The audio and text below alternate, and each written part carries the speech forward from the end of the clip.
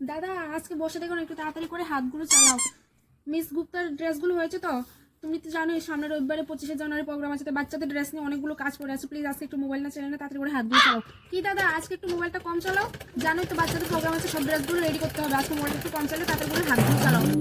কি সৃষ্টি, কি আজকে আন্টির কাছে কি করে আসা হলো? জামা কাপড়গুলো তো টাউন থেকে নিয়ে আনো, তাহলে আন্টির কাছে কি দরকার? তোমার উত্তরটা একটু টান দিয়ে দাও না না। না না না, এখন আর হবে না, একটু অনেকগুলো কাজ কাজে লাগে, বাকি একটু আছে। করে শিলিয়ে দাও আমি না। পারবো না, উত্তরটা তুমি অন্য কোথা থেকে নিয়ে নাও, আমার দ্বারা হবে না, আমার অনেক কাজ বাকি আছে এখন। হ্যাঁ দিদি বলো। কি? না না, আমি তো তোমাকে বললাম না কালকে বিকেলে এসে নিয়ে যেতে, সকালে হলে আমি পারবো না। সরি সরি, আমাদের হবে না। তুমি তো জানো বাচ্চাদের প্রোগ্রাম আছে 21শে জানুয়ারির জন্য, ওদের প্রচুর ড্রেস আছে যাগুলো রেডি করতে হবে, আমি পারবো না। আচ্ছা ঠিক আছে, তাহলে তোমারটা ফেরত দিয়ে দিচ্ছি। দাদা ওই অঞ্জলিদের ব্লাউজ পিসটা রেডি করে রাখো তো। না না, সেলাতে হবে না, ওটা ফিরে দিয়ে দেবো।